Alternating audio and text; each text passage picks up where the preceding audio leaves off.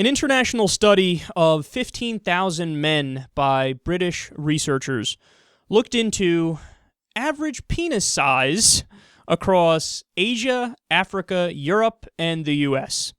And they found the following, quote, "The average erect penis is 5.16 inches long and has a circumference of 4.6 inches. They say roughly a 1.46-inch diameter. The researchers also determined that the average size of a flaccid dick is 3.6 inches in length and 3.7 inches in girth, or a 1.2-inch diameter." Now, I love the reason why they say they did this study. They say it's to calm the fears of men with, quote, "small penis anxiety." That is hilarious. They said that, like, a lot of guys, if not most guys, they just think, no matter what, like, I think that my dick is small. It's almost like, you know how people who are anorexic always think, no matter how skinny they are, that they're not skinny enough? Or people who have bigorexia, and yeah, that is a real thing. They're all sauced up, they're on steroids, just dripping out of their fucking eyeballs, and they're like, "Bro, I'm so strong and big," but then they look in the mirror and they think like, "No, I'm really a skinny little bitch, I need to bulk up more." Even though they're like 250 pounds and shredded, and they're like 5'7" or whatever the case is. They're like, "No, I gotta get bigger." Apparently, there's something that goes on in the minds of a lot of, if not most men, where they're like, no matter what, they look at their dick and they're like, not big enough. Needs to be bigger. It must be bigger.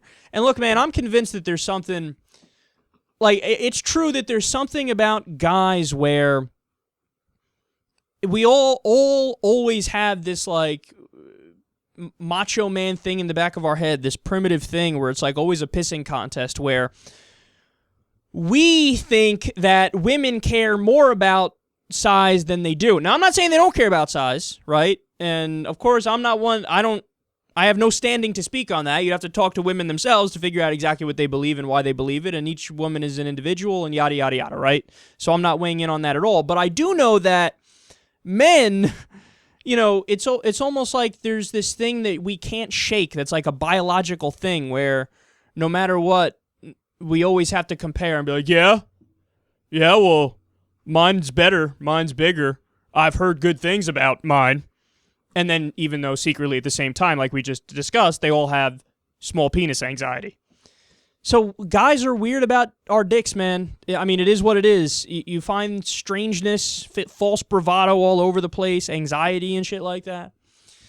So this study is absolutely fascinating. And look, I honestly thought that the average would be a little bit bigger. I'll say no more. But there was also two other dick studies that we covered a year or two ago. One ranked the biggest dicks by country. Number one was men in the Congo with 7.1 inches.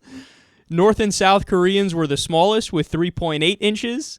And Americans were about 5 inches, which was like not average, but like just below the average, if I'm not mistaken. And in Europe, I remember Italy was like 6.2 inches, and places in Europe were, I think, a little bit bigger than Americans. So that was interesting. But also, I should be clear about this.